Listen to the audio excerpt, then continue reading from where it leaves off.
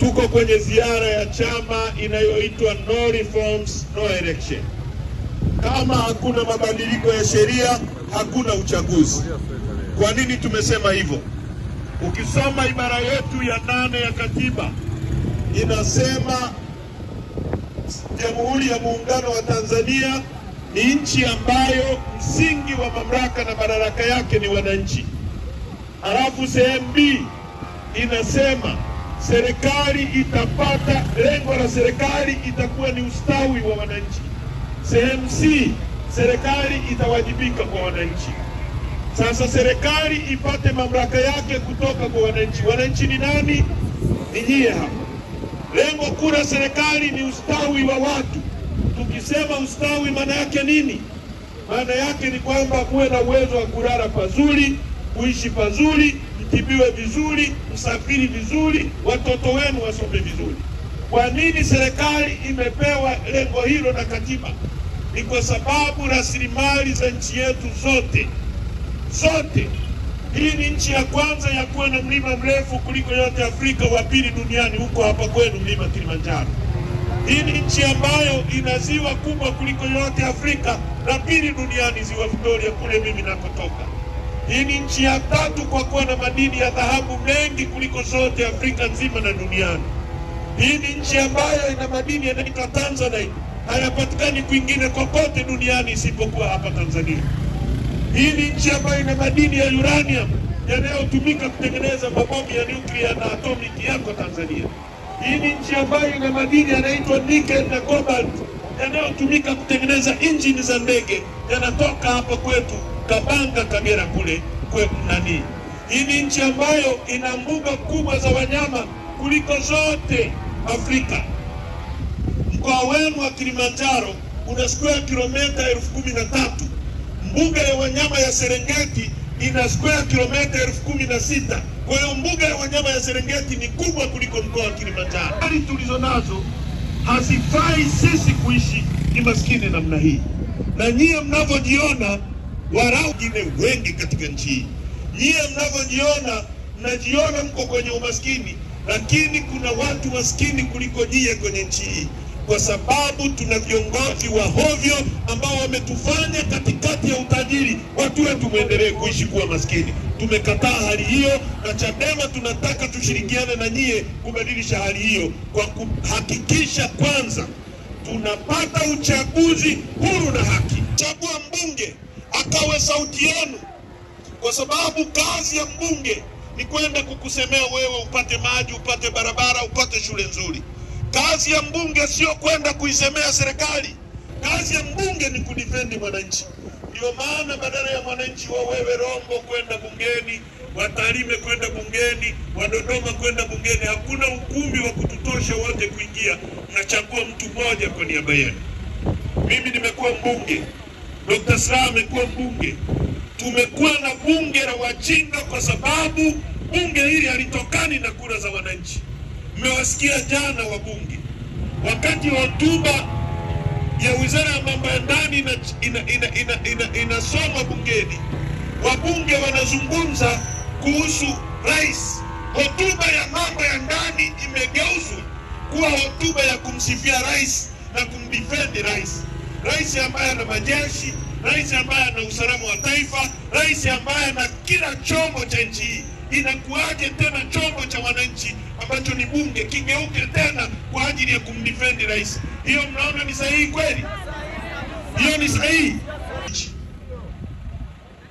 Mnahitaji mbunge azungumze kuhusu bei ya ndizi.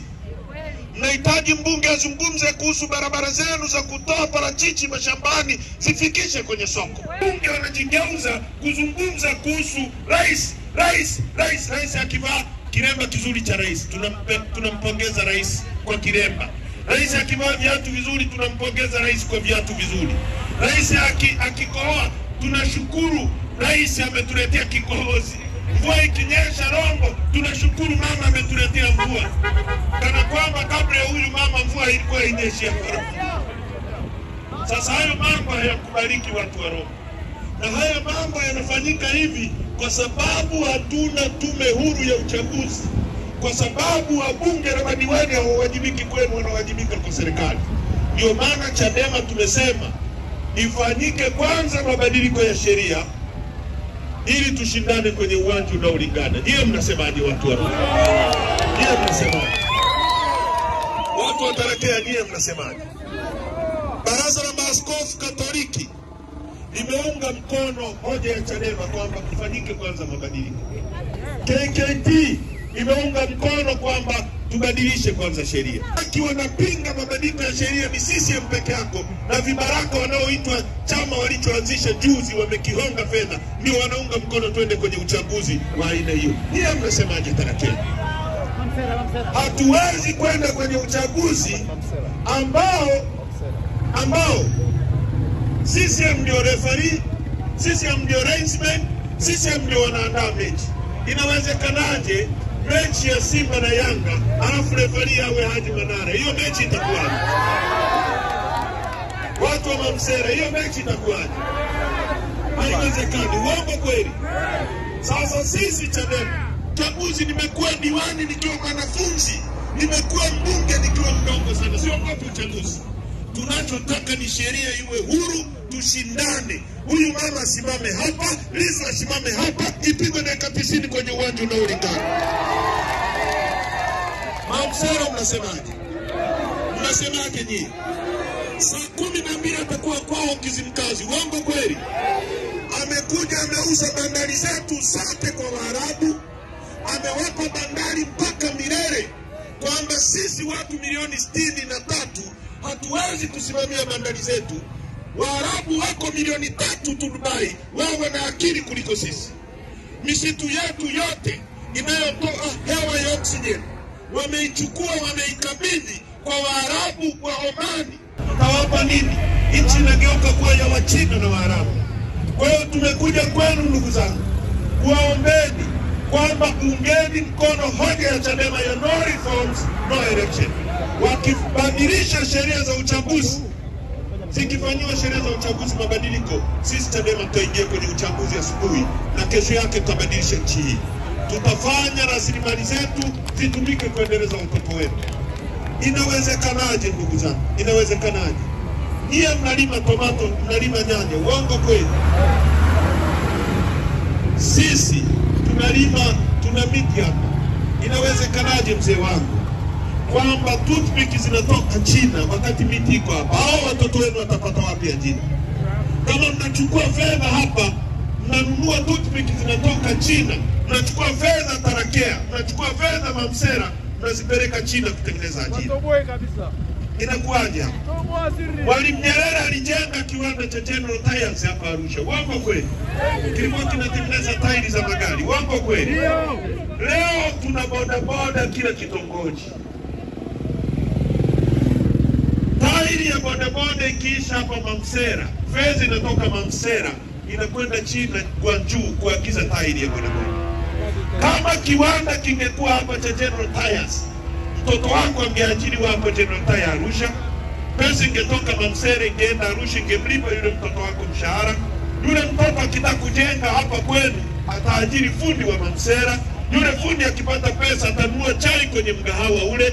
Yule mwenye chai atamwagiza bodaboda amletee sukari mjini. Pesa itazunguka miongoni mwetu. Leo inatoka hapa na kwenda China kwa sababu tuna viongozi wa hovyo madarakani, hawana uwezo wa kuongoza, wanakaa kutisha watu. Sisi tumekataa kuogopa, tunataka mabadiliko. Chama chetu kinasimamia kuhakikisha uchumi wa nchi yetu unabaki hapa kutajirisha watu wetu. Tuna uwezo huo. Tuna uwezo wa kufanya kila mtu aishi vizuri. Sisi ni nchi nzuri, ni nchi ya asali na maziwa, ni nchi ambayo ina Tanzanite peke yake duniani. Inakuwaje watu wetu ni maskini? Bob Marley katika wimbo wake wa Rattles anasema in abundance of water a fool is thirsty. Katikati ya wingi wa maji ni mjinga anaweza kuwa na kiu. Katikati ya utajiri, viongozi wetu wa hovyo wametufanya kuwa maskini. Tukatae hali hiyo. Umaskini huu hatujaliwa na Mwenyezi Mungu. Huu ni umaskini wa kutengenezwa na CCM. Mwenyezi Mungu angetaka tuwe maskini, asingetupa dhahabu, asingetupa ziwa Victoria, asingetupa Tanzania, asingetupa mbuga za wanyama, angetuweka jangwani Misri. Lakini alituleta hapa kwa sababu akatuweka kwenye nchi nzuri ambayo mvua inanyesha. Alitaka tuishi